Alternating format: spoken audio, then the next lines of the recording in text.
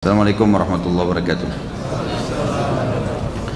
Alhamdulillah wassalatu wassalamu ala rasulillah. Segala puji bagi Allah subhanahu wa ta'ala, juga salawat dan taslim besar Muhammad sallallahu alaihi wasallam.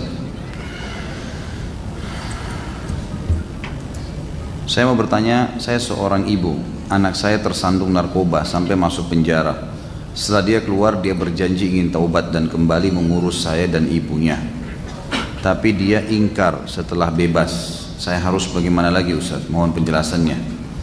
Setiap anak atau setiap orang yang melakukan pelanggaran, teman-teman sekalian, dan memang kita lihat ada potensi itu pada dirinya, mau anak, mau pasangan hidup, biarin jerah dengan hukuman. Jangan dibebasin. Jangan dibebasin. Karena membebaskan itu akan jadi masalah baru. Efek jerah dari perbuatan akan membuat orang jerah, memang benar. Kayak pencuri digebukin, memang sudah biarin aja digebukin. Habis bagaimana kira-kira? Kalau kita bela ternyata dia curang lagi nanti. Walaupun sebenarnya itu salah, tidak boleh sebenarnya digebukin kan gitu. Tetapi dia melakukan pelanggaran sekarang. Atau mungkin dia ditangkap, dimasukkan di penjara, lalu minta supaya keluarganya bebaskan. Dan kita tahu anak ini atau si fulan ini jahat. Kalau dia bebas ini malah buat masalah lagi. Jangan terbawa perasaan, oh karena anak saya atau saudara saya lalu saya bebaskan, salah ini. Jangan dibiarin, biarin kena efek jerah, nggak apa-apa. Biarin di penjara, jangan dikeluarin. Kalau anak ini ternyata sudah dibebaskan dan dia ingkar janji, gitu kan? Walaupun sebenarnya semestinya sebelumnya dituliskan ya, kesepakatan di depan polisi, kalau dia dibebaskan maka dia harus melakukan 1, 2, 3, 4, 5. Kalau dia pungkiri, dia akan dipenjara kembali misalnya. Maka itu jauh lebih tepat. Tapi kalau tidak ada tulisan ya sudah, gitu kan. Tinggal coba dakwahin, gitu kan. Kemudian nasihatin semampunya, dan segala macam fasilitas yang dia dapatkan dari orang tuanya ditahan. Kendaraan kan misalnya, fasilitas apa saja. Orang tua punya hak, kata para ulama, untuk memboikot fasilitas yang diberikan kepada anak yang durhaka. Seperti kasus nginap di rumah, seperti kasus misalnya menggunakan AC di kamarnya. Apa saja ditahan fasilitas tersebut sampai dia mengubah, sampai dia jerah. Allahu a'lam, itu saran saya. Jika tetangga kerap menyakiti lewat kebiasaannya menyetel musik kencang-kencang, lalu saya ingin sekali menegur namun tidak pernah berani saat bertemu orangnya orangnya baik, dan akhirnya kami bertegur sapa dengan baik, namun dalam hati saya mengecam perbuatannya. Apakah itu termasuk dusta dan bersaksi palsu? Jazakumullah khair Ustaz, mohon doanya untuk kita semua bisa berangkat umrah bareng Ustaz. Ini kayaknya dapat cerita dari teman-teman yang udah umrah deh. Baik, Bapak Ibu sekalian, ada kebiasaan kita di Indonesia yang harus diubah memang. Kita malu bukan pada tempatnya. Seperti kasus misalnya, teman di sebelah atau ada orang yang sedang sholat bersama kita, safnya miring atau tidak rapat, nggak enak mau ingatin, malu, takut dia marah atau apa sajalah. Ini semua keliru, nggak boleh, harus diubah, harus bisa mengubah. Yang menjadi kebiasaan kita, tradisi kita, pola hidup kita harus agama. Tolok ukurnya agama. Agama menyuruh kita kalau ada orang miskin lagi minta, memberi, bukan menilai. Kalau ada orang buat salah, ditegur, bukan lagi menilai. Langsung pada saat itu to the point, gitu kan, dibahasakan, maaf ya Bu, maaf ya Pak. Kadang-kadang kalau musiknya diputar pagi itu mengganggu sekali. Ada solusi kira-kira Pak? Nggak apa-apa, jangan malu. Itu tepat, karena itu kemungkaran. Ya. Dia paksakan kita dengar musik. Gitu. Di depan rumah saya kemarin sore, habis asar saya lagi duduk, subhanallah, lagi mau kerjain beberapa pekerjaan sebelum ta'lim malam, lewat. Ada orang rupanya bawa alat musik besar di jalan sampai heboh gitu. Mengganggu betul. Putarnya dangdut yang luar biasa gitu. Sampai saya ngambil headset saya bilang sama istri saya, ambilin headsetnya deh. Saya mau dengar Al-Quran, saya putar Al-Quran besar-besar. Saya suruh di rumah putarin tuh, putar Al-Quran yang besar. Terus saya bilang sama anak-anak pegawai, tolong sampaikan ke orang itu, minta maaf jangan di sini. Atau mungkin kalaupun dia mau melakukan, mungkin dia ruang lingkup dia lah gitu kan. Ini enggak. Emang seperti orang lagi konser gitu. Padahal ini cuma ngamen gitu. Dan ini mengganggu orang, tidak boleh, harus diingatkan. Maka alhamdulillah pada saat diingatkan, dalam lama kemudian dia pergi akhirnya, gitu kan. Jadi kita nggak boleh diam. Kalau kita diam malah akhirnya ngerutu sendiri. Bahaya, nanti bisa membuka pintu ghibah, membuka pintu-pintu dosa yang lain gitu. Jadi lebih baik clearkan pada saat itu. Itu saran saya. Tadi disebutkan perceraian li'an. Tadi diminta doa, insya Allah mudah-mudahan ya. Saya juga berharap tentu yang sudah rutin ikut pengajian saya bisa sama-sama umroh. Itu sebuah ibadah yang luar biasa. Dan satu waktu nanti sama-sama jihad, gitu kan? Sama-sama mati syahid. Itu yang menjadi target utama. Insya Allah, biidnillah. Mudah-mudahan Allah mudahkan. Tadi disebutkan perceraian li'an, itu abadi dan mahar tidak dikembalikan. Pertanyaan saya, bagaimana dengan cerai khulu? Apakah mahar dikembalikan ke suami atau milik istri? Bagaimana hukumnya jika saat terjadi khulu, suami mengikhlaskan mahar, namun satu hari kemudian ia meminta mahar tersebut dikembalikan? Mohon penjelasannya Ustaz. Teman-teman yang belum tahu khulu adalah wanita yang sudah tidak mau lagi tinggal bersama suaminya, kemudian dia mengajukan kepada pemerintah setempat, kalau kita pengadilan, supaya khulu itu dari khala itu ditarik secara paksa hak kekuasaan suami. Maka si hakim akan lihat, kalau khulu yang diajukan oleh si istri ini masuk akal, memang karena suaminya pemabuk, suaminya jahat, segala macam hal yang dia lakukan, gitu kan, maka akan diizinkan oleh wali untuk terjadi khulu. Cuman kalau khulu ini terjadi, sama, dia tidak bisa kembali lagi sebenarnya. Khulu itu sudah ditarik berarti secara paksa, hampir sama dengan li'an tadi. Ya Allah, jazakallah khair. Ini kapan mau dibacanya ini? Udah nggak usah nulis lagi, berhenti ya. Stop. Ini masih banyak nih. Antum sudah tahu tradisi saya menjawab teman-teman sekalian bukan oh iya nih boleh, ini nggak boleh, selesai. Enggak. Saya selalu merincikan pertanyaan. Jadi jangan banyak-banyak. Insya Allah sudah cukup. Sampai mana tadi? Khulu. Untung ada guru saya nih. Jazakallah khair. Jadi khulu itu kalau diajukan tercabut haknya si suami, tapi si hakim melihat kalau memang istri ini betul-betul terzalimi, ada bukti-buktinya, maka dia menentukan khulu. Nah, syaratnya si istri memberikan mahar. Memang harus. Kalau istri yang mau mencabut haknya, hak kuasa suami, harus dia kembalikan maharnya. Ini sesuai dengan kejadian di zaman Nabi SAW, ada seorang sahabiat yang dia tidak bisa lagi tinggal bersama suaminya karena dia merasa terganggu. Dia menemukan banyak aib pada diri suaminya yang dia kalau mau didekati oleh suaminya merasa terganggu sekali. Maka dia pun mengatakannya, Rasulullah, boleh nggak saya ajukan perceraian? Kata Nabi SAW, kalau kau kembalikan maharnya silahkan. Maka si perempuan mengatakan, baik, saya kembalikan maharnya. Kebetulan waktu itu dikasih kebun kurma yang luas. Maka dikembalikan wanita tersebut, lalu Nabi SAW menentukan khulunya, gitu kan? Menentukan khulunya. Jadi mahar memang dikembalikan. Kalau suami halalkan ya sudah jadi halal. Dan tidak bisa lagi dalam Islam sesuatu yang sudah dikasih ditarik kembali, ini nggak ada ceritanya. Kecuali kalau dipinjamkan, gitu kan? Itu nggak boleh. Pemberian sudah dikasih ya sudah, nggak bisa lagi kita tarik. Apa yang dimaksud dengan mubahalah, Ustaz? Apakah ada contoh mengenai hal tersebut di zaman Nabi SAW? Ini sudah kita jelaskan di tablik akbar sebenarnya. Pada saat datang orang-orang Nasrani Najran, kemudian mereka mau bermubahalah dengan Nabi SAW, gitu kan? Mubahalah ini menantang, tantangan dari seorang Muslim kepada orang non Muslim, tapi banyaknya tentang ahli kitab, terutama tentang ahli kitab Yahudi dan Nasrani, atau non Muslim Nasrani atau Yahudi menantang kaum muslimin untuk ya mubahalah. Apa itu mubahalah? Masing-masing membawa keluarganya, misal seorang kiai atau ustadz membawa keluarganya, lalu si pendeta dan pastor membawa keluarganya, lalu mereka saling memohon kepada Allah bahwasanya siapa yang salah dihukum dari langit.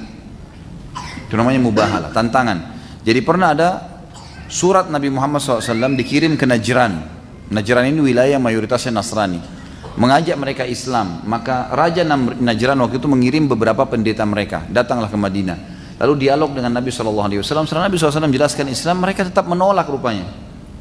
1 hari, 2 hari, 3 hari, sudah sampai 5 hari di Madinah. Akhirnya Nabi SAW tantang mereka mubahalah. Kalau kalian tidak mau menerima Islam ini, tidak mau mengakui apa yang sudah saya sampaikan, maka kita bermubahalah. Lalu mereka mengiyakan. Nabi SAW pun mengajak ya, Hasan dan Husain serta Fatimah. radhiyallahu anhum ajma'in. Fatimah di belakang Nabi SAW, anak beliau, dan Hasan dan Husain lagi digendong oleh Nabi SAW.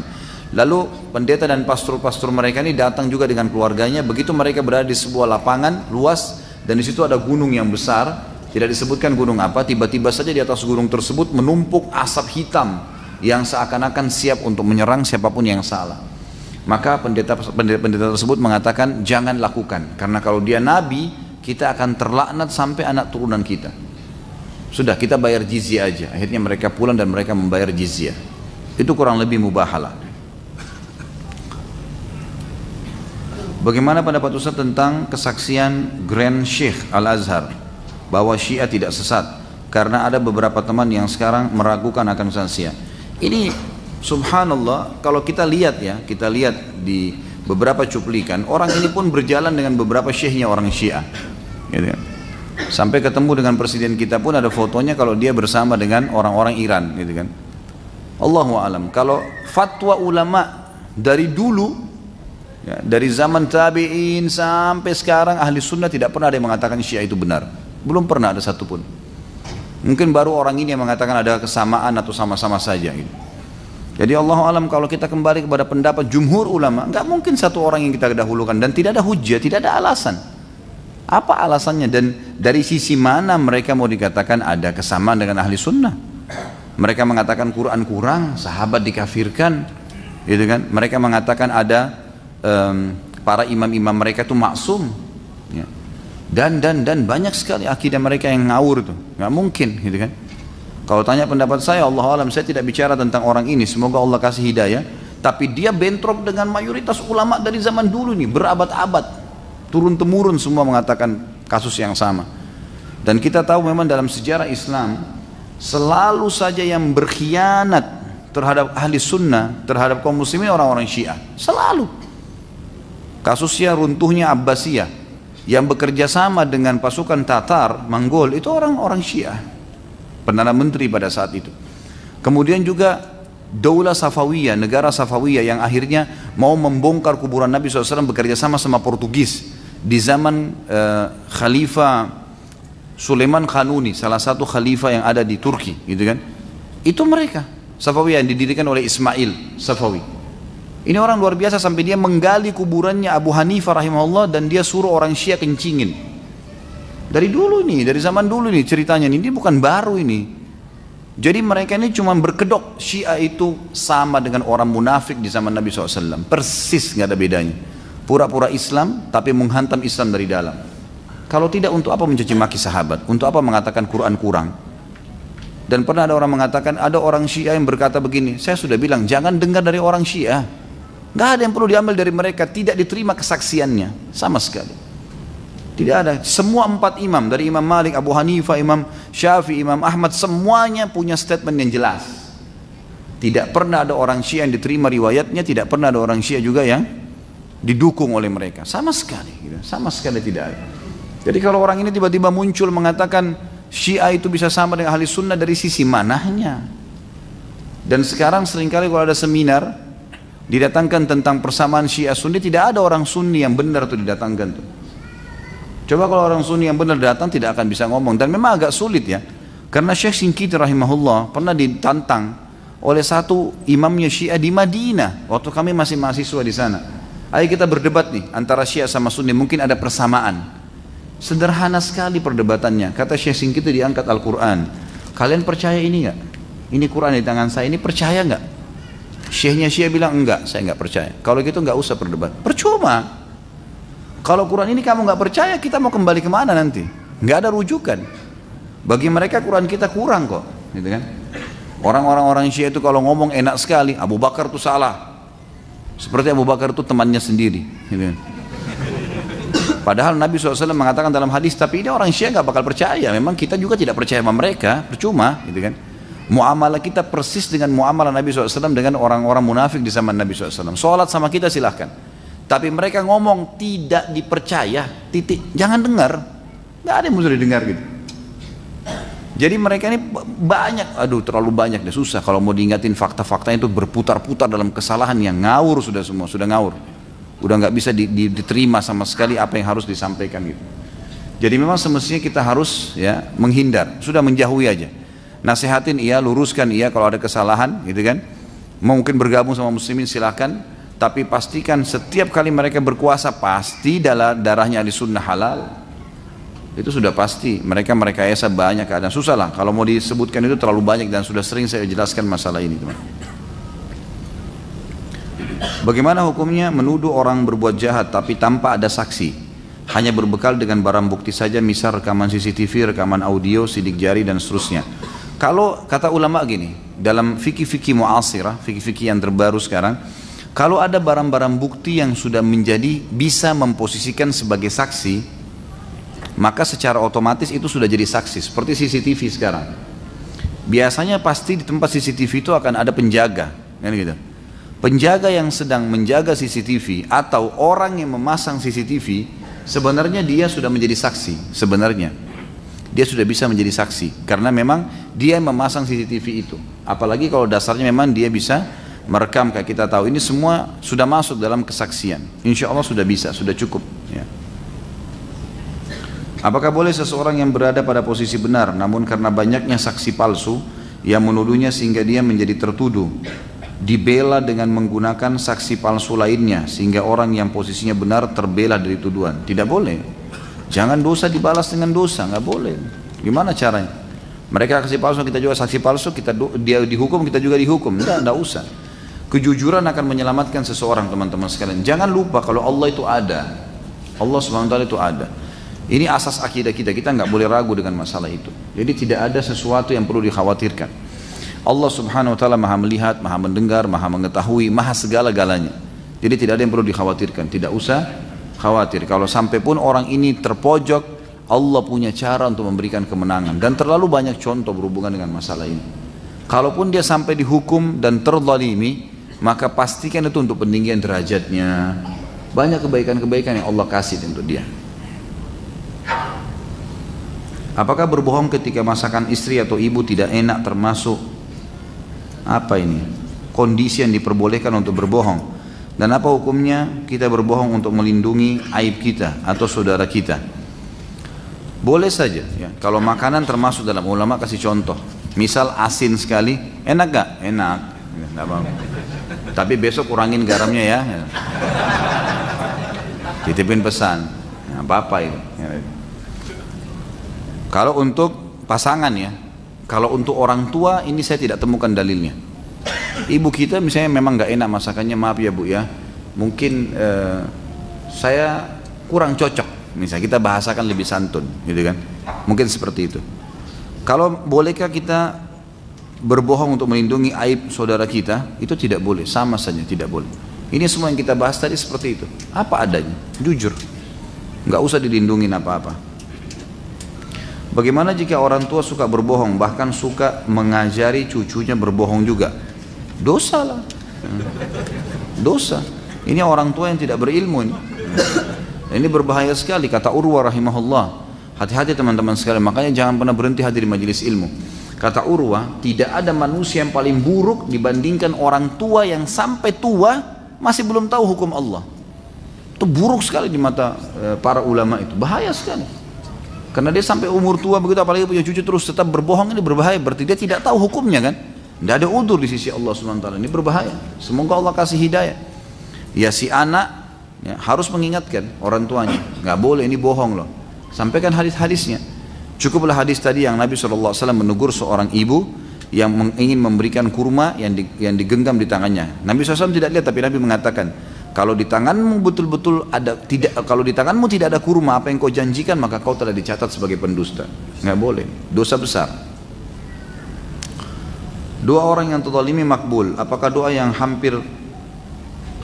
doa orang yang hampir meninggal juga makbul? Saya kepikiran dulu saya dan teman saya pernah dibilang jangan pernah bohong. Kalau kalian sampai bohong lagi, kalian akan kena penyakit lupus di umur 24 tahun. Gara-garanya teman saya lagi bercanda, malah saya juga yang kena. Kan saya manusia biasa Ustaz, pasti kadang terselip khilaf. Dan yang nyampein sekarang pun sudah meninggal. Mohon nasihatnya Ustaz, berusaha agar tidak bohong. Saran saya simpulnya adalah taubat kepada Allah Subhanahu wa taala Dan kalau pernah kita membuat sebuah kesaksian palsu atau perkataan dusta, lalu kita masih ingat orang yang terzalimi, sampaikan. Kalau tidak ada, sudah meninggal, kita perbanyak istighfar, doa buat dia. Kalau ada haknya, dia sudah meninggal pun, kalau dia hidup kasih, kalau dia sudah meninggal maka berikan kepada walinya. Misal kita berdusta dulu, akhirnya kita mengambil benda dia, kemudian kita berikan kepada orang lain, maka ini juga harus dikembalikan semua haknya. Apakah berdosa bila saya membiarkan kesaksian palsu karena lemahnya posisi dan kedudukan saya? Contoh, saya membiarkan berita acara atau BA yang dibuat polisi padahal saya tak tahu bahwa berita acara tersebut tidak benar atau palsu karena saya hanya warga biasa. Apakah besarnya dosa kesaksian palsu tergantung pada dampak yang diakibatkan karena kesaksian palsu tersebut? Misal kesaksian palsu yang tidak merugikan siapapun dan hanya karena terbentur administrasi, lebih ringan dosanya daripada kesaksian palsu pada kasus pencurian. Ya. Tentu saja tidak boleh diam, teman. Muliakan diri Anda. Walaupun Anda seorang warga biasa atau mungkin bawahan, salah, bilang, maaf Pak, setahu saya ini tidak boleh dalam agama. Anda muslim? Ya, ini tidak boleh. Dan saya punya kewajiban mengingatkan. Kamu kan cuma bawahan saya. Ya, tugas saya menyampaikan. Mungkin di kantor ini saya bawahan, tapi dalam agama status kita sama, gitu kan? Gak ada masalah. Insya Allah dia mau buat apapun dengan kita, Allah maha kuasa terhadap dia. Banyak kasus ya. Dan contoh-contoh seperti ini, Allah subhanahu wa ta'ala memberikan pertolongan dengan caranya terhadap orang yang terzalimi. Banyak, gitu kan. Jadi jangan diam, saudara. Buktikan, kita harus gentle sini. Salah nggak bisa, siapapun dia. Saya kalau lagi menghadapi masalah di dalam keluarga saya pun, walaupun itu orang dekat dengan saya, kalau salah, nggak ada ceritanya gitu.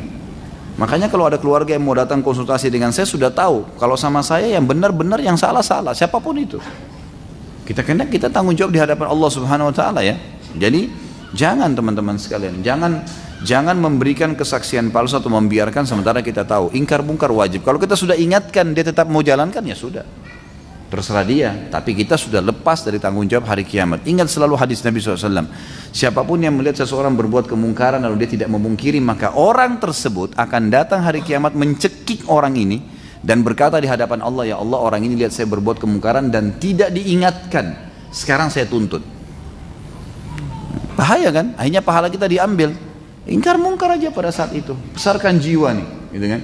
Besarkan jiwa, harus bisa belajar untuk meluruskan kebenaran, dan kebenaran ini memang butuh jiwa yang besar. Kalau masalah dosa kesaksian palsu apakah sesuai dampak dan akibatnya? Jawabannya iya tentunya, pastinya iya.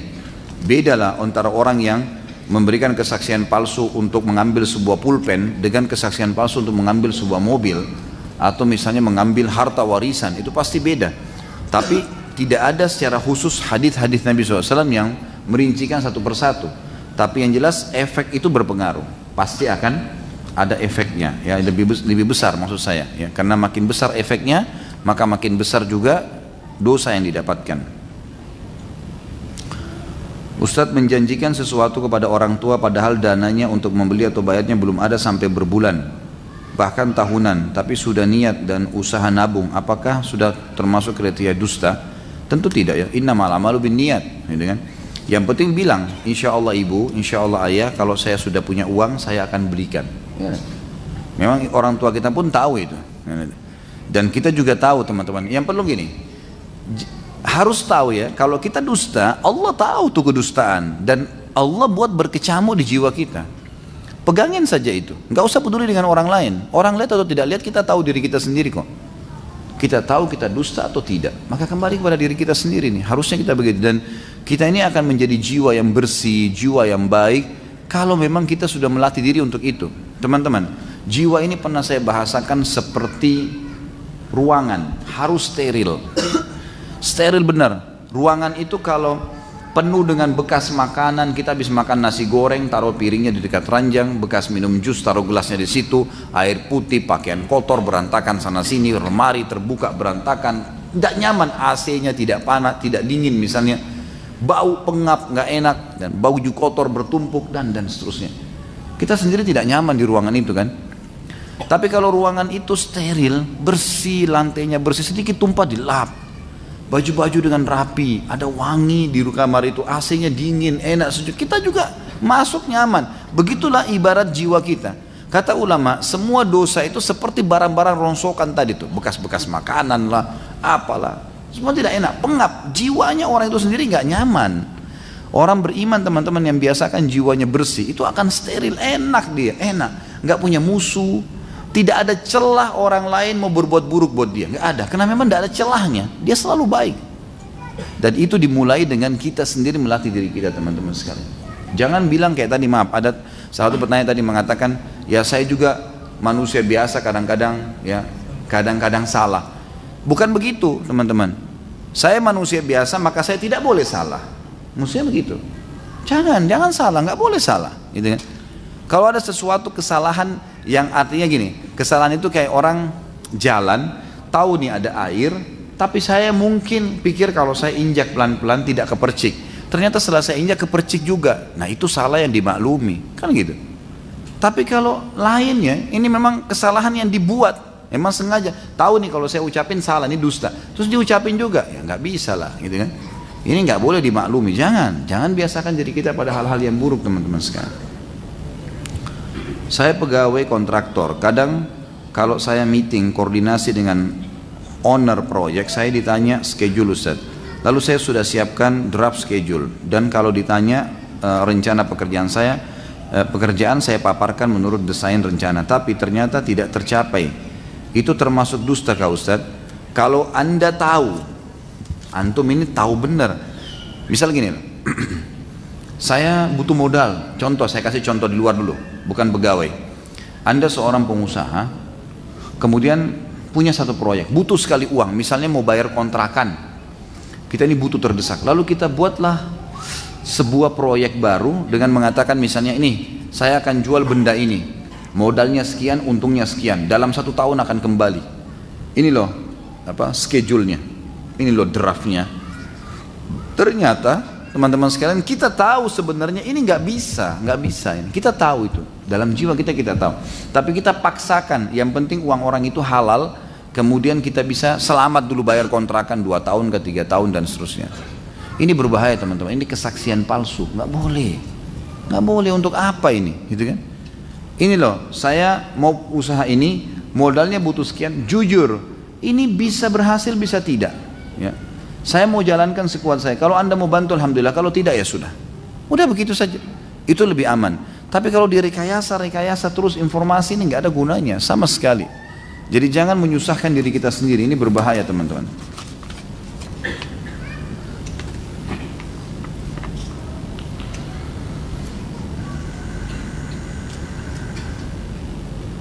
Ada info kerja untuk mengerjakan Masjidil Haram dan Nabawi. Mohon infonya. Itu dulu saya pernah dapatkan informasinya, tapi kalau ada teman-teman yang berminat, insya Allah coba nanti saya berikan nomor telepon. Kalau ada yang mau tinggal datangin saya habis taklim, saya coba kasih nomor seseorang pemilik perusahaan, nanti hubungin aja langsung dan bilang nggak apa-apa dari saya, nggak masalah. Tapi tanyakan semua ya, pastikan sendiri, karena saya tidak menjamin apa-apa. Karena saya pernah dulu mengiklankan di acara, kemudian saya tarik kembali perkataan itu karena saya khawatir jangan sampai memang tidak ada terlat pemberangkatan, mungkin ada pembayaran yang salah. Karena adik saya sendiri saya coba ya, dia ingin berangkat ke sana, ingin cari pengalaman, kemudian saya coba daftarin, ternyata sampai sekarang juga belum berangkat gitu. Makanya saya khawatir ya. Tapi orangnya insya Allah cukup banyak, orang-orang kita yang berangkat dari beliau itu cukup banyak gitu. Kemungkinan mungkin ada masalah tertentu saja, masalah administrasi. Dalam pekerjaan kita membuat laporan yang tidak akurat, itu hukumnya gimana Ustaz? Kira-kira gimana hukumnya? Hah? Yang bertanya ini dari tadi saya bilang, kembalikan ke hati Anda. Kira-kira bagaimana?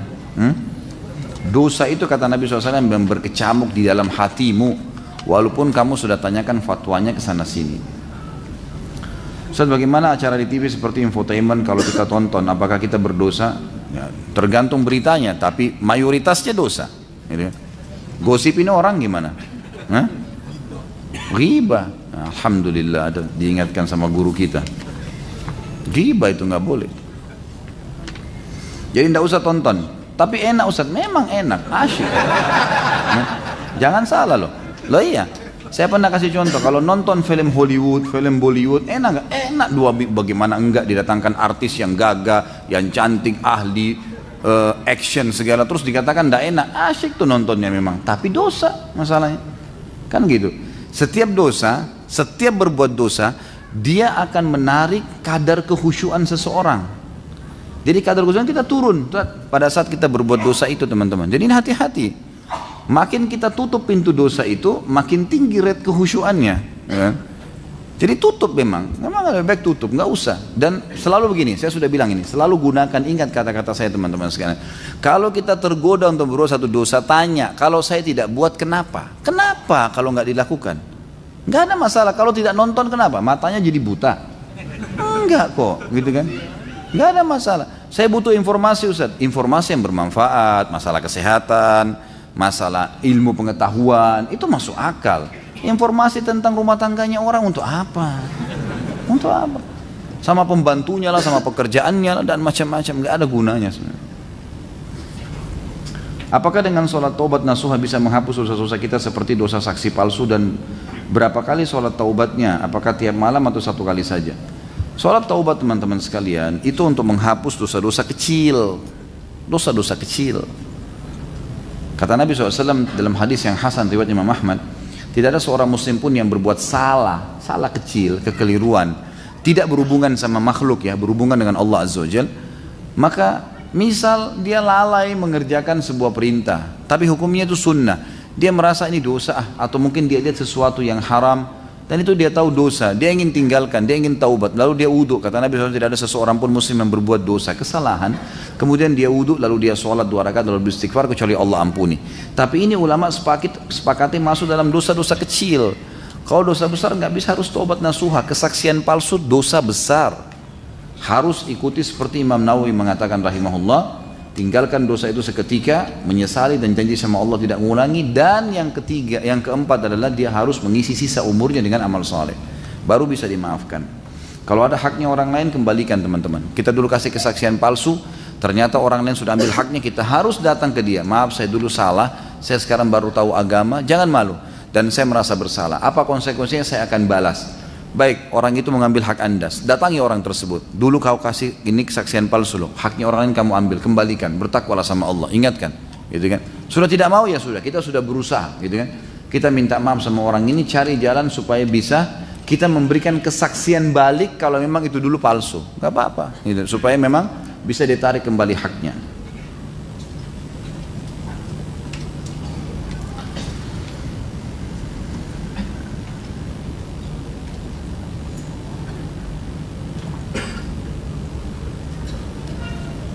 Semoga Allah menambah ganjaran terhadap Ustaz dan keluarga, amin. Sama-sama insya Allah. Ustaz, bagaimana jika anak dusta tidak sengaja, lalu anak beristighfar, apakah dosa tersebut dihapuskan? Bagaimana modelnya dusta tidak sengaja nih? Seperti apa tuh dusta tidak sengaja? Ini saya tidak tahu bagaimana contohnya ya. Tapi kalau berbuat dosa, insya Allah dimaafkan sama Allah, asal taubat. Dan ingat, kalau berhubungan dengan hak orang lain, kembalikan. Bas, itu saja ya. Bagaimana hukumnya dengan orang yang suka menjilat? Mungkin maksudnya ini menarik perkataan lagi ya.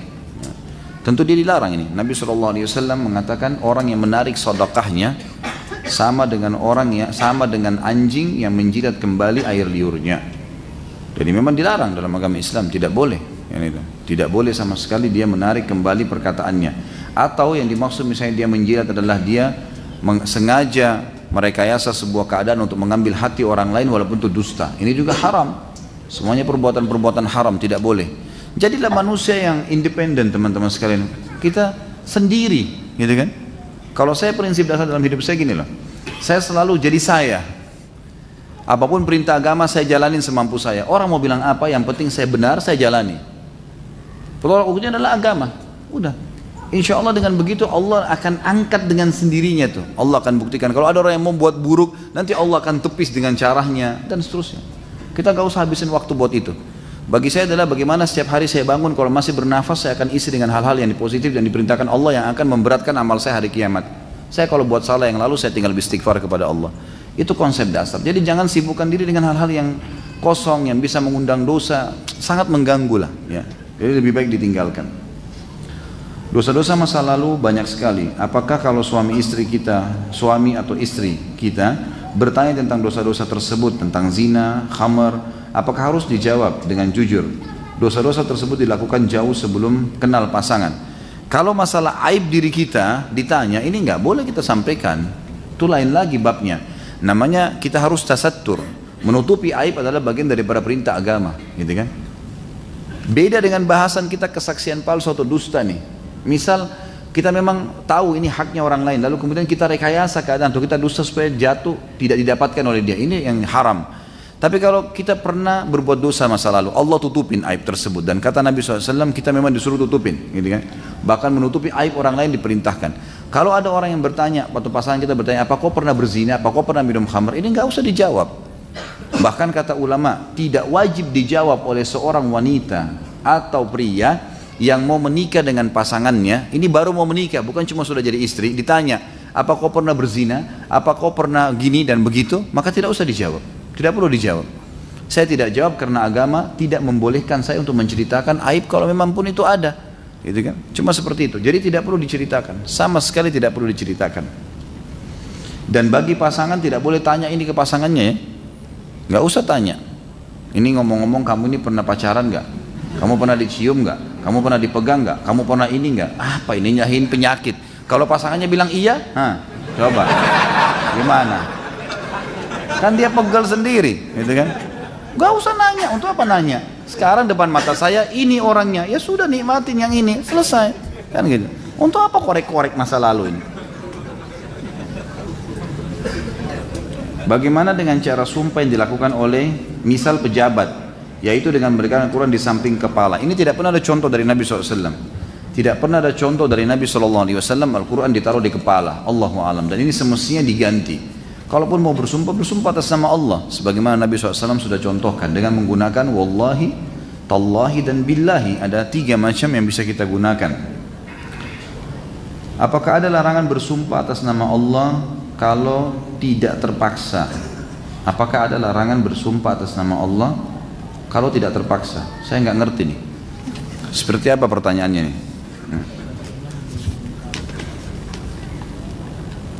Membatalkan janji untuk menikahi, apakah boleh mencari-cari alasan?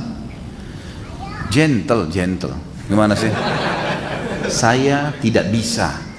Saya kurang cocok. Selesai. Habis sudah masalahnya. Mutar-mutar ke sana, ini di sini juga masalahnya. Ini saya nggak tahu ini waktu sunat benar nggak sunatnya? Pakai kok sulit sekali gitu loh.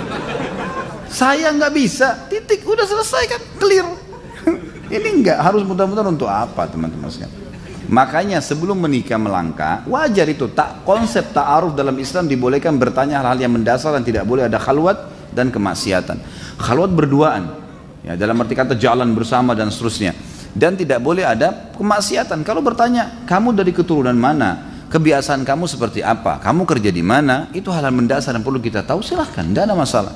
Dan kalau tidak cocok, maaf ya, saya akan istikharah, kamu juga istikharah. Kalau tidak cocok bahasa santunnya, maaf saya sudah istikharah, kayaknya saya belum bisa maju, mudah-mudahan bisa dimengerti ya, dan semoga kau dapat jodoh yang baik, clear gitu kan.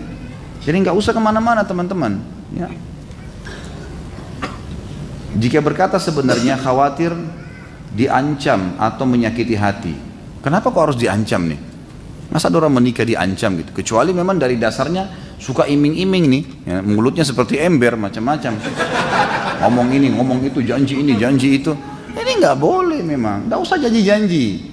Orang mukmin itu teman-teman sekalian bukan omongannya yang banyak, prakteknya, ya, prakteknya. Sampai saya kadang-kadang bilang sama istri saya, kok kadang-kadang kata sayangnya mahal gitu. Saya tidak setiap saat mengucapkan gitu. Saya bilang sayang yang sebenarnya bukan di ucapan, lihat perilaku sehari-hari. Apa yang kurang dari kehidupan, apa yang kurang dari perhatian, apa yang kurang, itu semua harus itu dilihat lebih besar gitu kan. Kalau ada orang ngomong saya mau jihad, saya kalau gini, saya mau begini, ngomongnya besar tapi tidak pernah sampai mati jihad. Ada orang jihad 100 kali dipanggil, 100 kali selalu hadir, tapi tidak pernah ngomong. Itu yang benar tuh gitu. Banyak ngomong untuk apa ini? Jika kita tahu kebenaran namun saat jujur akan membahayakan diri, apakah boleh berdusta? Nggak boleh dusta, jangan dusta. Kalau ajal Anda belum datang, wallahi tidak akan mati. Apa yang mau ditakutin nih? Sebesar apapun badannya tuh makhluk tuh yang ditakutin. Tidak ada. Mau sampai kemana?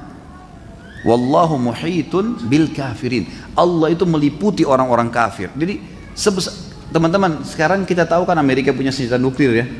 Tahu ya? Itu kalau dihantamkan ke Indonesia habis nih kita. Malam ini habis, satu kali dilempar habis. Gitu. Berapa banyak negara Islam yang bisa mereka rusak kalau mereka mau? Bisa mereka lakukan? Demi Allah nggak bisa dilakukan tuh. Ada hal-hal yang menghadang mereka, nggak bisa. Orang-orang Yahudi di Palestina, mereka bisa membunuh orang-orang Palestina, tapi Allah buat keadaan sosial, mereka nggak bisa hidup kalau tanpa masyarakat Palestina. Karena pekerja pabriknya, yang ngurus pekerja-pekerja kasar orang Palestina semua. Kita kalau turun di bandara, ya, di Israel itu yang paling pertama nyambut orang-orang Palestina semua, Muslim yang angkatin barangnya, yang angkatin ini. Bahkan orang Israel kalau beli sandwich, beli kebab, shawarma, beli dari orang Palestina tuh. Mereka punya interaksi. Allah buat ada keadaan yang membuat mereka harus membutuhkan gitu. Nah kita harus tahu ini ada campur tangan Allah sang pencipta yang tidak bisa manusia lepas darinya. Sejauh mana? Kalau belum ajal tidak akan mati. Butuh keberanian jiwa dan harus yakin dengan Allah SWT. Walaupun kita sendiri teman-teman sekalian. Nabi Ibrahim sendiri melawan satu negeri Babilonia. Sampai Allah memuji mengatakan inna Ibrahim kana ummah. Ibrahim itu sama dengan satu umat. Satu manusia tapi satu umat. Yang dibutuhkan ini hatinya yang kuat, hatinya yang berotot, bukan cuma badannya teman-teman. Memang hati itu kuat, kekar dan diisi dengan keimanan. Itu harusnya begitu. Jangan lemah gitu. Ini salah. Tapi ini adik saya, tidak apa-apa, memang dia salah, hukum, nggak bisa. Harusnya. Bagaimana jika menjawab tidak tahu atau tanya yang lain saja? Ketika kita diminta persaksian sedangkan kita tahu kebenaran. Kalau kita sudah diminta, ya, kita diminta persaksian, kita mengatakan setahu saya begini, atau bisa saja tadi sebagian ulama mengatakan lebih baik tanya kepada orang lain selain saya, itu masih boleh, tapi jangan mengatakan saya tidak tahu padahal kita tahu, ini dusta, gitu kan? Jangan pernah takut kepada makhluk teman-teman, takutnya hanya kepada Allah. Demi Allah kebahagiaan akan antum merasakan dalam hati kalau hanya takut dan bergantung pada Allah. Itu inti akidah. Tidak usah takut masalah kerjaan, masalah pasangan hidup, masalah anak. Ini semua dunia sebentar akan ditinggalkan. Hidup seorang mukmin akan bahagia karena selalu dia berdua sama Tuhannya. Itu yang harus dipegangi. Apapun tidak usah ditakutin. Siapapun yang kita hadapin jangan takutin selama kita bersama dengan Allah di jalan Allah yang benar. Udah nggak usah takut. Dalam salah satu riwayat dijelaskan bahwa Muawiyah radhiyallahu anhu tidak berbayat kepada Ali. Apakah benar? Alasannya apa? Sebenarnya ini saya tidak sesuai dengan tema, tapi yang saya tahu setelah perang Siffin terjadi bayat. Tidak ada, saya tidak pernah menemukan riwayat malah Muawiyah tidak pernah membayat Ali radhiyallahu anhu. Karena memang setelah perang Siffin terjadi fitnah pada saat itu, dan saya jelaskan panjang lebar. Kalau anda yang bertanya ini bisa ikutin serial sahabat kita tentang Ali radhiyallahu anhu. Ini panjang lebar saya jelaskan tentang peperangan seperti Ma'arakat Jamal, peperangan Unta dengan Aisyah radhiyallahu anhu ajma'in, terus di Siffin dengan Muawiyah. Ini sudah panjang lebar. Kembali ke sana aja, lebih jelas saya sampaikan sebab-sebab perangnya. Saya beberapa waktu lalu pernah membongkar kasus pencurian di kantor saya. Namun saya membongkarnya dengan memberikan kesaksian bahwa saya telah melihat CCTV, padahal saya tidak melihat rekaman CCTV itu. Namun saya berhasil membuat si pelaku akhirnya mengakui kalau dia benar yang mencuri dompet itu. Apakah kesaksian saya ini dosa? Dosa. Kalau tanya sama saya salah, benar, nggak ada toleransi. Dia ditangkap karena berbuat salah, itu karena dia berbuat salah. Dia akan dihukum, hukumannya ada. Tapi kita nggak boleh membongkar kedoknya orang dengan kesaksian palsu, nggak boleh. Walaupun berhasil, gitu kan? Nggak bisa. Sama saya kasih contoh, pencuri mencuri sendal kita boleh, hak kita secara syar'i boleh mendoakan dia supaya kena hukuman, boleh. Karena kita terzalimi, boleh kita minta agar sendal kita kembali. Tapi tidak boleh kita caci maki si pencuri. Caci makian kita ke dia itu nggak ada variabel hukum ke sana. Kita berdosa dengan itu. Dia berdosa dengan curian sendalnya. Jadi jangan buka pintu syaitan ini. Saya bilang ke teman saya untuk datang ke pesta ulang tahunnya. Saya berniat bilang mudah-mudahan, belum tentu datang. Tapi keceplosan bilang insya Allah. Bagaimana Ustaz? Ini Ulang tahun dalam Islam tidak ada. Yang ada ulang detik, ya. Itu yang ada. Dan berhenti sudah ini ulang tahun ini, pesta-pesta sudah habis, ini masa jahiliyah. Habis sudah, jangan lagi diulangin. Itu murni betul-betul menciplak kehidupan orang non-muslim, teman-teman sekalian. Mereka bawa roti, kue, taruh lilin, nyanyi-nyanyi, tiup, minta berdoa dikabulkan. Ini semua ala orang non-muslim.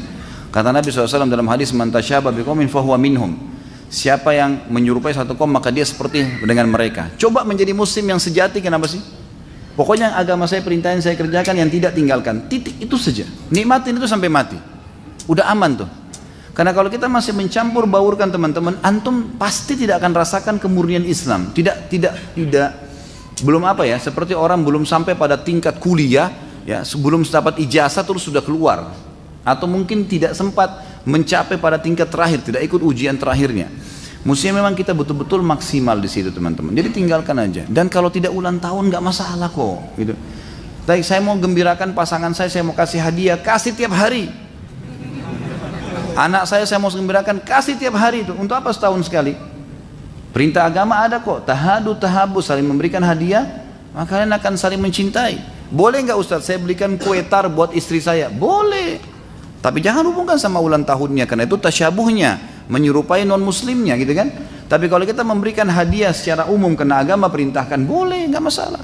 Boleh saya tulisin kuenya untuk kekasih saya tercinta yang paling cantik, boleh, nggak masalah. Puji dia, nggak apa-apa, gitu kan. Nggak ada masalah, itu boleh-boleh saja. Kasih hadiah apa saja yang halal maka nggak ada masalah, gitu. Jadi lakukan itu, tapi tidak usah tunggu, tidak usah sampai masuk dalam masalah hukum non-muslim, karena ini nggak boleh. Gitu.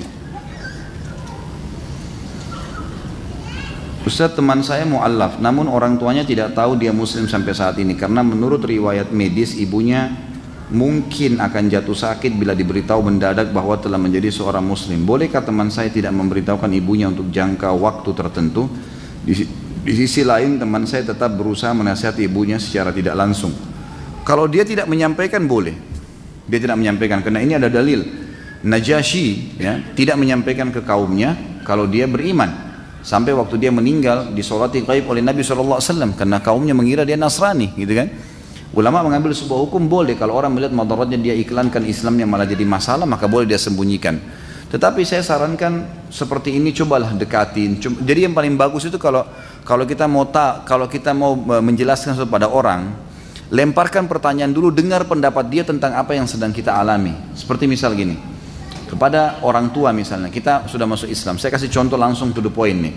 Dia bilang sama ibunya, ibu, menurut ibu bagaimana sih tentang Islam itu, orang-orang Islam, tetangga kita ini kan banyak muslim, menurut ibu tentang Islam itu apa? Dengarin dulu.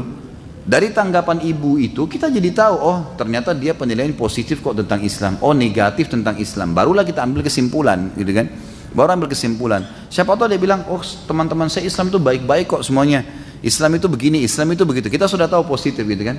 Mungkin kita bisa bertahap, 2 hari kemudian kita tanya lagi dia, ya, sambil berikan hadiah, senangkan hatinya, lalu kita mengatakan, ibu kalau seandainya ada yang tawarkan ibu Islam, ibu mau nggak? Misal, gitu kan? Masih dia, bukan kita, dia aja terus dibahasakan. Mudah-mudahan satu demi satu dari poin itu kita bisa menarik dia. Karena ada teman saya begitu, mu'allaf, orang China masuk Islam, dia selalu konsultasi dengan saya, Ustadz gimana, Ustadz gimana? Sampai akhirnya alhamdulillah sebelum meninggal kedua orang tuanya syahadat dua-duanya. Nah, karena saya bilang jangan. Target utama antum adalah syahadatnya orang tua. Syahadat saja. Urusan nanti dia sholat itu kita akan ajarkan setelahnya, karena dia masih mu'allaf. Maka dia coba dengan pertanyaan yang saya katakan tadi. Jadi bagaimana pendapat ibu, bagaimana pendapat ayah. Tapi dia juga akhirnya setelah menangkap pendapat positif, ternyata ada penilaian positif dari orang tuanya, barulah dia bilang, saya sudah masuk Islam, tolong jangan sampai terputus hubungan dengan anak, saya akan terus berbakti. Karena Islam itu diceritakan menyuruh saya bakti sama ibu dan ayah walaupun saya sudah beda agama, saya tetap tidak berubah, saya adalah si fulan yang dari dulu dikenal, dan seterusnya, gitu kan. Jadi insya Allah dengan cara seperti itu kita bisa, ya, mendapatkan hati mereka dan akhirnya mereka juga bisa masuk Islam.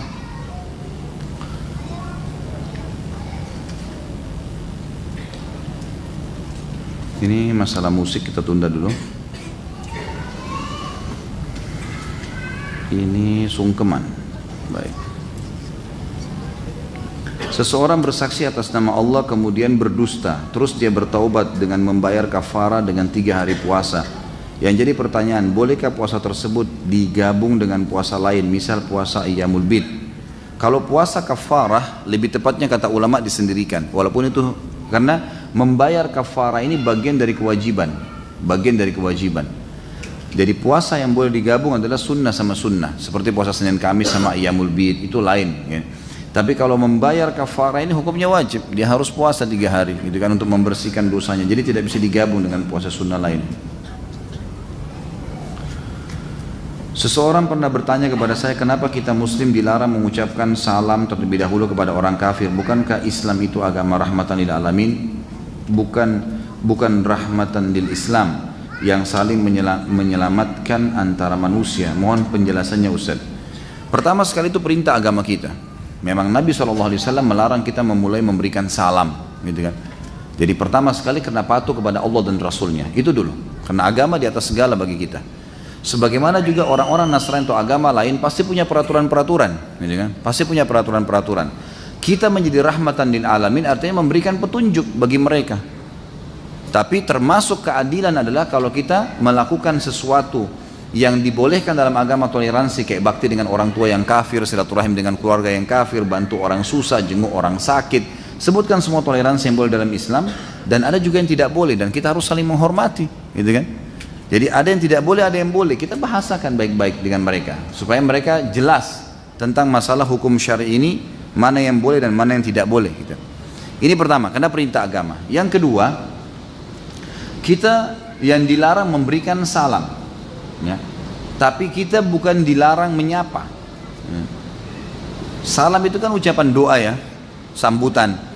Jadi kalau kita ketemu sama orang non muslim, kemudian dia lewat, lalu kita bertemu, lalu kita mengatakan apa kabar Pak misalnya, mungkin atasan, mungkin teman, itu tidak ada masalah walaupun kita memulainya, gitu kan. Di sini salam ini memang ucapan doa kan, assalam itu artinya keselamatan buat kalian, gitu kan, doa. Maka doa ini kita tidak mengucapkannya.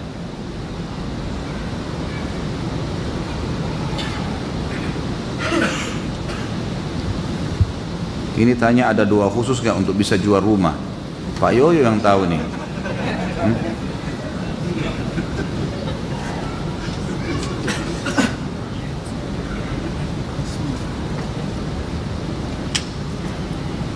Apakah jika kita pernah melakukan dosa lalu sudah taubat, tapi kadang masih terlintas kembali akan melakukan dosa tersebut, sudah dicatat sebagai dosa? Tentu saja tidak. Kalau kita belum melakukannya, tidak. Dan ini memang bisikan syaitan. Syaitan itu lemah teman-teman. Tinggal tolak saja, selesai. Kita akan bisa lakukan kok itu. Jadi tidak tercatat dosa. Apakah di zaman Rasulullah SAW ada profesi pengacara yang sering membela yang salah demi yang bayar gitu? Kalau khusus seperti kita sekarang, setahu saya tidak ada, gitu kan. Tetapi setiap orang Muslim disuruh untuk membela yang benar. Seperti misalnya ada di zaman jahiliyah dulu ada namanya Hilful Fudul. Hilful Fudul ini teman-teman sekalian, ada sekelompok anak-anak muda Quraisy di Mekah. Mereka yang jiwanya masih bersih, itu coba membela orang yang terzalimi di Mekah, coba membela. Dan itu sekelompok orang. Termasuk Nabi Muhammad SAW dulu masuk dalam kelompok itu sebelum dinobatkan jadi Nabi. Dan beliau sempat berkata, dulu di zaman jahiliyah saya dipanggil untuk Hilful Fudul, yang demi Allah kalau saya dipanggil setelah Islam saya akan menjawabnya. Apa pekerjaan mereka? Orang-orang Mekah dulu, teman-teman sekalian, dari orang Quraisy, tokoh-tokoh Quraisy zalim nih. Di musim haji mereka punya banyak budak-budak. Kalau dia tahu ini yang masuk ke Mekah dari jemaah haji masyarakat biasa, bukan kepala suku gitu kan, maka ditindas oleh mereka. Diambil untanya, diambil hartanya, minta tolong, tidak ada yang bantu. Karena ini tokoh-tokoh Quraisy. Begitu mereka lakukan. Nah, anak-anak muda ini bentuk tim tadi itu namanya Hilful Fudul. Mereka bersumpah akan siap sampai menumpahkan darah membela orang-orang seperti tadi.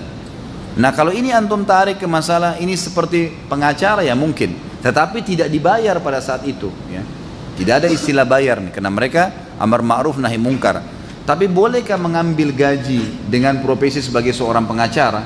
Kalau lebih amannya adalah antum tidak menentukan dari awal, gitu kan? Jadi antum memang itu jasa teman-teman. Jasa itu dalam Islam memang murni mencari pahala. Jadi antum tidak menentukan, misal baik ini ada masalah saya akan butuh bantuan begini. Baiklah. Kalau sesuatu yang berhubungan dengan biaya yang dibutuhkan, misal transportasi, ini kayaknya butuh kasus ini, saya akan datangi rumahnya si fulan, saya akan coba mungkin 3-4 kali kirimkan somasi, saya akan A, B, C, D, E, F, G, banyak kegiatan, saya akan fotokopi, saya akan ini, saya akan itu, saya akan laporkan ke polisi, kira-kira ini butuh biaya semua sekitar 5 juta rupiah. Apa Anda bersedia bayar ini untuk biaya transportasi segala? Dia bilang iya, baiklah kalau gitu, silakan dibayar, saya akan bantu. Lalu dikerjakanlah perbuatan itu. Kalau setelah berhasil ternyata dia memberikan lagi, ya itu sudah rezekinya dia. Tapi kalau dari awal nih, saya akan bantu tapi 50% buat saya, ini nggak boleh nih, ada kezaliman nih.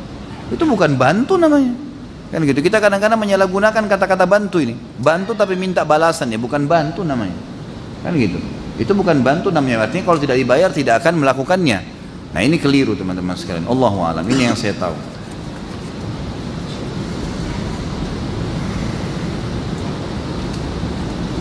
Ustaz mohon masukannya, saya telah ikut menanam modal di koperasi 100 juta. Uang itu disalurkan oleh pihak koperasi untuk pedagang-pedagang yang membutuhkan untuk usaha mereka, yang nantinya hasil usaha mereka dikelola oleh pihak koperasi untuk dibagi pihak koperasi sendiri, untuk pihak pedagang dan untuk pihak saya sendiri sebagai penanam modal.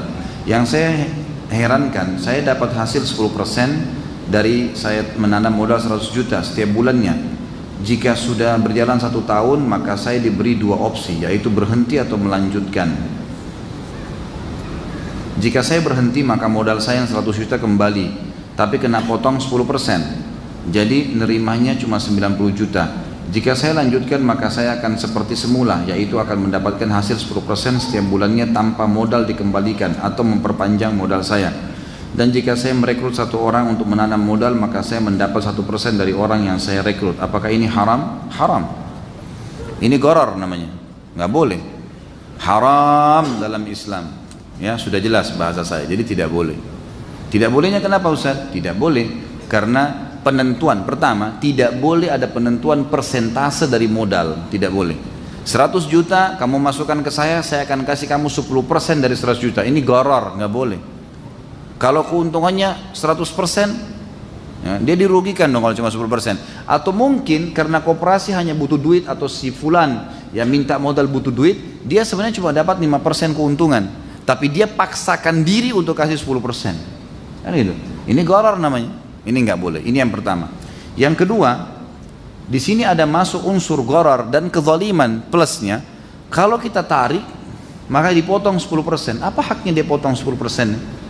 Ada orang investasi ditarik, kemudian dipotong modalnya, nggak boleh dalam Islam, tidak pernah ada dalam Islam ini. Orang masukkan 100 juta, kalau modalnya masih ada dia kembalikan, untung rugi ditanggung bersama, gitu kan. Yang ketiga, ada unsur di sini kalau mengajak orang lain dia akan dikasih 1%, gitu kan. Ini masih diperselisihkan. Kalau dia masukkan orang lain ini kepada unsur sesuatu yang halal, misal saya mengajak seseorang untuk umroh di satu travel menyiapkan jasa bagi orang yang membawa tenaga lain $50 misalnya, itu boleh-boleh saja, nggak ada masalah. Tetapi kalau di sini dihubungkan ternyata pekerjaan itu haram, kayak tadi ada masalah riba dan ghararnya, misalnya ada gharar dan kezaliman, kemudian kita dapat uang 1% itu termasuk unsur haram, karena memang sudah dasar usaha itu haram, dasarnya usaha itu Allahu a'lam haram. Apa hukumnya orang yang telah membunuh saudara kita atau kerabat kita? Apakah kita balas membunuhnya atau diserahkan kepada hukum yang berwenang? Sedangkan negara kita tidak memakai hukum Islam, diserahkan kepada hukum yang berwenang. Jadi bukan kita yang menghukumnya. Tidak boleh. Kalau kita ada saudara kita dibunuh lalu kita balas dengan membunuh, yang membunuh tadi berdosa, kita juga berdosa karena membunuh. Nggak bisa. Karena yang boleh melakukan hukuman kisos ini adalah pemerintah. Jadi tidak boleh. Kalaupun misalnya dia cuma di penjara, ya itu sudah antara dia dengan Allah Subhanahu wa taala. Dan masalah kerabat kita yang terbunuh, teman-teman sekalian, dia mati bukan karena dibunuh, tapi dia mati karena ajalnya datang. Kalau ajal belum datang, biar ditebas dengan 1000 pedang tidak bakal mati, gitu. Tidak bakal mati. Khalid bin Walid radhiyallahu anhu, sahabat Nabi yang mulia, waktu mati di atas ranjangnya, gitu kan, Beliau menangis terisak-isak sebelum mati itu nangis. Karena waktu ditanya sama orang sekitarnya, kenapa anda nangis? Anda ini kan seumur hidupnya semua jihad. Khalid bin Walid itu subhanallah radhiyallahu anhu dari pertama masuk Islam sampai beliau mau wafat jihad terus di kancah peperangan. Dan sampai diistilahkan oleh Nabi SAW dengan Saifullahil Maslul, pedangnya Allah yang terhunus gitu. Jadi banyak orang yang dimasuk Islam kan sama dia, pasukan selalu kalau dipimpin pasti menang dan seterusnya. Khalid bin Walid meninggal teman-teman sekalian di atas ranjang. Sebelum meninggal dia nangis terisak-isak. Orang sekalian tanya, di kemah kancah peperangan, gitu kan? Ini sudah pulang. Pas pulang, kemudian dia meninggal.